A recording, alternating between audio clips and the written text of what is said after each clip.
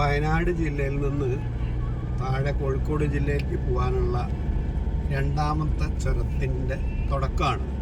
കാരണം സാധാരണ ഞങ്ങൾ വയനാട് ജില്ലയിൽ നിന്ന് കോഴിക്കോടേക്ക് പോകണമെന്ന് കോഴിക്കോട് ജില്ലയ്ക്ക് കിടക്കണമെന്നുണ്ടെങ്കിൽ താമരശ്ശേരി ചുരം ഇറങ്ങിയിട്ടാണ് പോകാറുള്ളത്. ഇത് നമ്മൾ നേരെ പക്രന്തളം ചുരം, കുറ്റ്യാടി ചുരം എന്നൊക്കെ പറയും. ആ വഴിയാണ് നമ്മൾ, അതിൻ്റെ ചുരത്തിൻ്റെ തുടക്കമാണ്. ഈ ചുരത്തിൻ്റെ പ്രത്യേകത വെച്ചിട്ടുണ്ടെങ്കിൽ ചുരത്തിന് കയറ്റമുണ്ട്, ഇറക്കമുണ്ട്. അതുപോലെ രണ്ട് സൈഡിലേക്ക് ഹെയർ പിന്നുണ്ട്. നമ്മൾ വയനാട് ജില്ലയിൽ നിന്ന് കോഴിക്കോടേക്ക് പോകുമ്പോൾ ഒരു ഹെയർ പിന്നാണുള്ളത്, ബാക്കിയുള്ളതൊക്കെ ഇറക്കത്തിലേക്കാണ്. അതാണ് ഈ ചുരത്തിൻ്റെ ഒരു പ്രത്യേകത എന്ന് പറഞ്ഞാൽ. മാത്രമല്ല ഇത് ഒരു മലയുടെ സൈഡിൽ കൂടി മാത്രം വളത്തോട്ടും ഏറ്റത്തോട്ടും തിരിഞ്ഞിറങ്ങുന്ന ഒരു ചുരമാണ്. അത് നമുക്ക് പോകുമ്പോൾ ശരിക്കും ബോധ്യമാവും കാണാൻ. ഇപ്പം നമ്മൾ ആ കയറ്റത്തിലുള്ള ഫസ്റ്റ് കയറുകയാണ്, കയറുമ്പോഴുള്ള ഹെയർ പിന്നിലേക്ക് നമ്മൾ എത്തുന്നത്. മഴ ഇല്ലാത്തതുകൊണ്ട് വലിയ കുഴപ്പമില്ല. മാത്രമല്ല ഒരു കാലത്ത് വെറും മണ്ണുള്ള റോഡൊക്കെ എൻ്റെയൊക്കെ ചെറുപ്പകാലത്ത് ഞാൻ ഏകദേശം ഒരു 40 കൊല്ലം മുമ്പൊക്കെ ലോറിയിൽ 40 കൊല്ലം ഒരു 35 കൊല്ലം മുമ്പൊക്കെ പോണ സമയത്ത് ഈ കയറ്റൊക്കെ അത്രയും ബുദ്ധിമുട്ടായിരുന്നു. കയറ്റത്തേക്കുള്ള ആകെ ഒരേ ഒരു ഹെയർ പിന്നാണ് ഇപ്പോൾ അത്. പിന്നെയുള്ള ഇറക്കാണ് ഉള്ള ഹെയർ പിന്നുകൾ.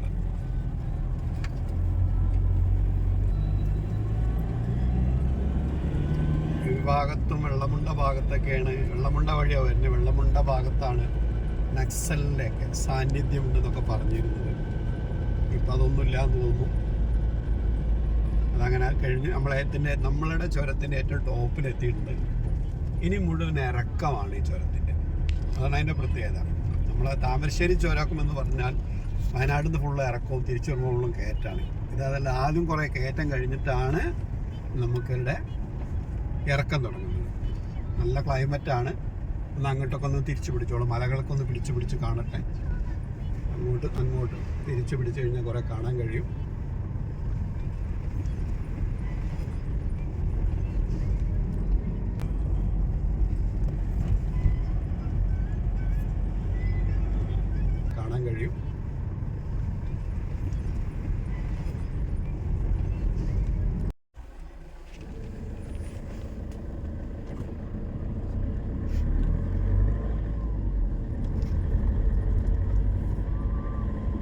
അത്യാവശ്യം നല്ല ഡീപ്പായിട്ടുള്ള ഇറക്കങ്ങളാണ്. ആ മലയുടെ മുകളിൽ നിന്ന് ഏതാനും കുറഞ്ഞ വളവിൽ കൂടിയാണ് നമ്മൾ താഴെ എത്തുന്നത് എന്നുള്ളതാണ്. അത്രയും ഡീപ്പാണ്.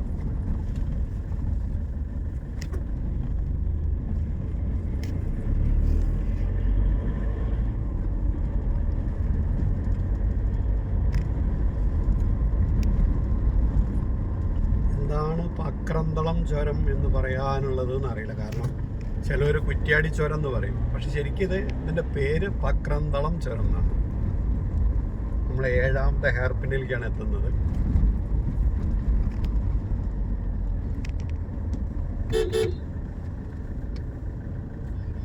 ആ റോഡിൻ്റെ സൈഡെല്ലാം ശരിക്കും കാട് പിടിച്ചതുകൊണ്ട് ഹെയർ പിന്നിലൊന്നും വാഹനങ്ങൾ കാണില്ല.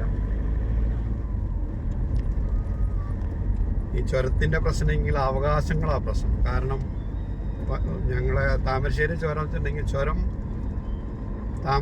കോഴിക്കോട് ജില്ലയിൽപ്പെട്ടതാണ്. ഈ ചുരം കോഴിക്കോട് ജില്ലയാണോ എന്ന് അറിയില്ല. എന്തായാലും അന്വേഷിക്കാം. അടുത്ത വളവായി നേരെ ക്യാമറ മേലേക്കൊന്ന് പിടിച്ചു നോക്കുക, കുന്നൊന്ന് കാണട്ടെ. അത്രയും ഹൈറ്റിൽ ഇവിടെ താത്തിയിട്ട്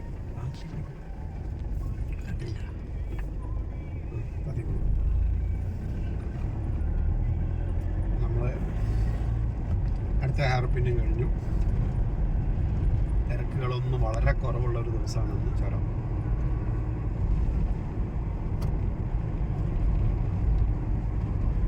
വേൾഡ് ഹോട്ടൽ റൂംസ് പുതിയതായിട്ട് അധികം പഴക്കമില്ലാതെ വന്നൊരു ഹോട്ടലാണിത്. അടുത്ത കാലത്ത് വന്നതാണ്. വഴിയോരം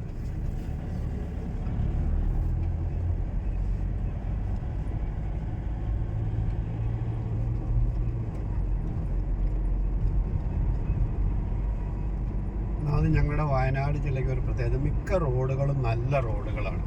അത് വലിയൊരു മാറ്റം തന്നെയാണ്. ഒരു കാലത്ത് പൊട്ടിപ്പൊളിഞ്ഞ റോഡുകളാണ്.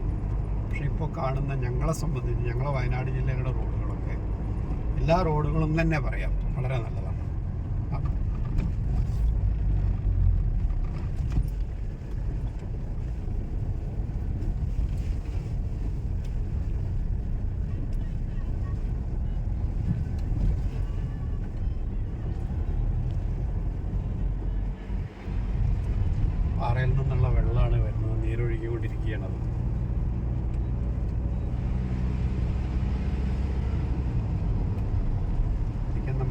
വെള്ളമൊക്കെ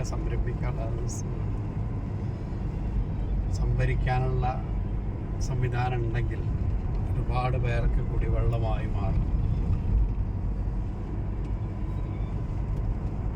ഏറ്റവും കൂടുതൽ നമ്മളിനി ലോകം തന്നെ ഏറ്റവും കൂടുതൽ ആവശ്യപ്പെടാൻ പോകുന്ന സംഗതിയാണെന്നാണ് പറയുന്നത്, കുടിവെള്ളം. അടുത്ത കാലത്ത് ഇനി വല്ല യുദ്ധം ഉണ്ടാവുകയാണെങ്കിൽ കുടിവെള്ളത്തിനുള്ള യുദ്ധമാണെന്ന് പണ്ട് 50 വർഷം മുമ്പ് എൻ്റെ അച്ഛൻ പറഞ്ഞപ്പോൾ ഞങ്ങളൊക്കെ തമാശയായിട്ട് കളിയാക്കിയിരുന്നു.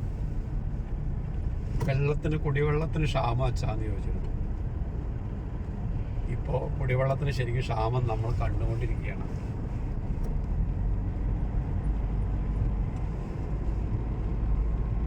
അടുത്ത 3ാമത്തെ എയർപിൻ എത്താറായി. ഇത് കഴിഞ്ഞാൽ 2 കൂടെ ഉള്ളൂ. അതോടുകൂടി നമ്മളെ പക്രംതളം ചുരം താഴെ ഇറങ്ങുകയാണ്.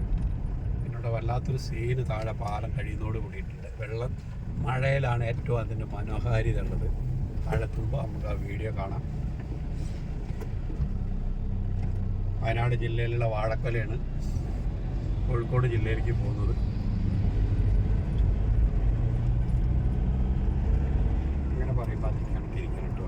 അങ്ങനെയൊക്കെ പറയുമ്പോഴല്ല വാഴക്കൊലയാണ് പറയുന്നത്.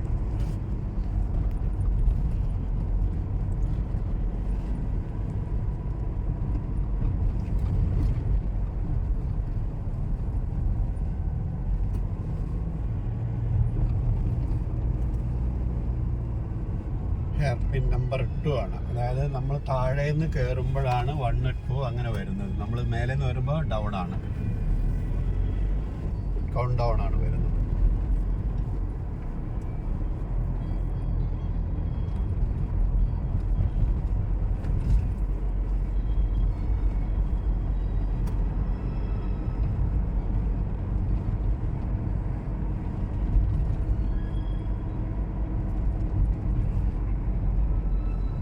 വയനാട് ജില്ലക്കാർ വരുമ്പോൾ ഈ പക്രംതളം ചുരത്തിൻ്റെ അവസാന ഹെയർപിൻ വളവാണ്.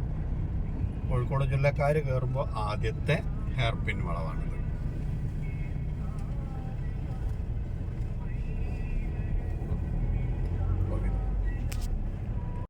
ഇപ്പം മുന്നിൽ കുറച്ച് വണ്ടികൾ ബ്ലോക്കിൽ പെട്ടിട്ടുണ്ട്. കാരണം ഒരു ബസ്സാണ് തോന്നുന്നു. ഈ സമയത്താണ് വണ്ടികൾ ഓവർടേക്ക് ചെയ്യുമ്പോഴാണ് ഏറ്റവും കൂടുതൽ ട്രാഫിക് ബ്ലോക്ക് ഉണ്ടാവുന്നത്.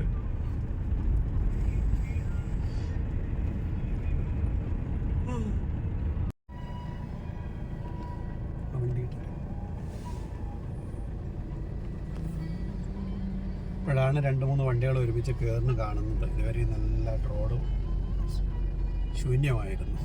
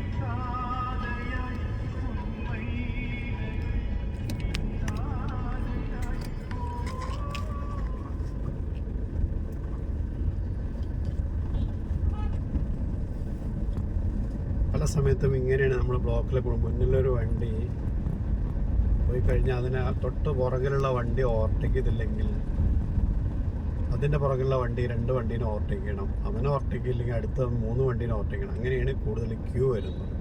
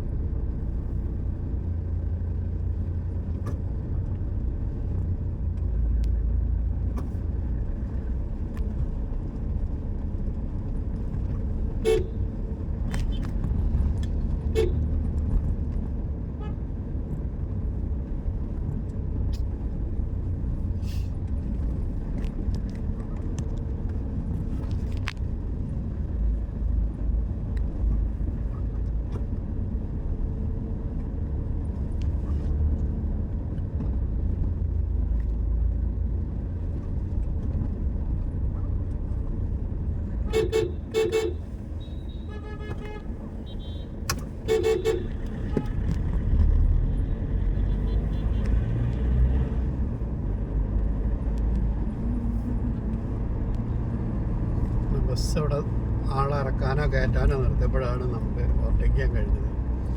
ഈ ചുരത്തിൻ്റെതാണ് കാരണം തീരെ വീതി കുറവുള്ളൊരു ചുരമാണിത്. വലിയൊരു വണ്ടി ഫ്രണ്ടിലാണെങ്കിൽ ഓവർടേക്ക് ചെയ്യാൻ കുറേ സമയം പിടിക്കും. പരിചയക്കുറവ് കൂടി ഉണ്ടെങ്കിൽ സംശയമാണ് ഓവർടേക്ക് ചെയ്യാൻ പറ്റുമോ എന്നുള്ള ടെൻഷനാണ്.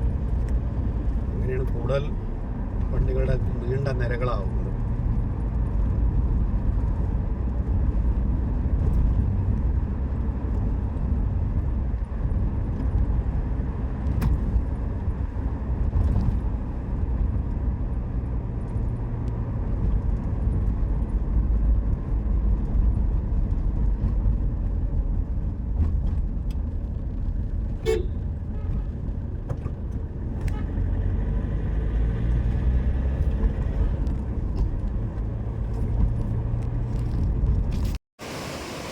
ചുരം ഇറങ്ങിക്കഴിഞ്ഞാൽ കിട്ടുന്ന വെള്ളച്ചാട്ടം, അന്ന് വെള്ളം കുറവാണ്, എന്നാലും ഉണ്ട് അത്യാവശ്യം.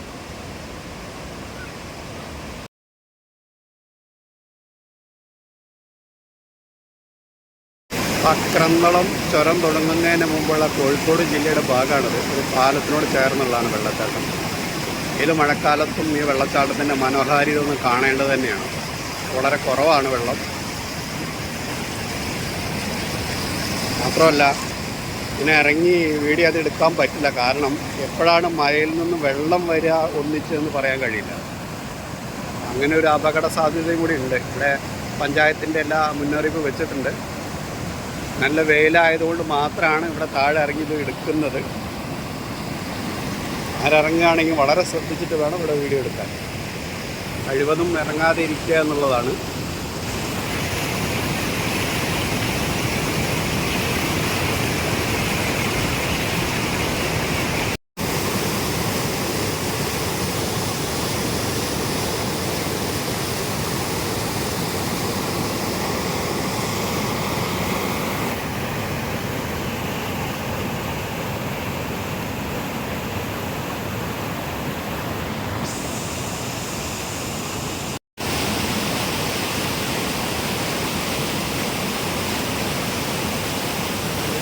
വളരെ കുറവാണ്.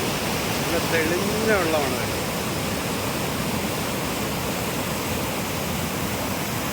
വെള്ളമൊക്കെ നേരെ പോകുന്നത് അറബിക്കടലിലേക്കാണ്.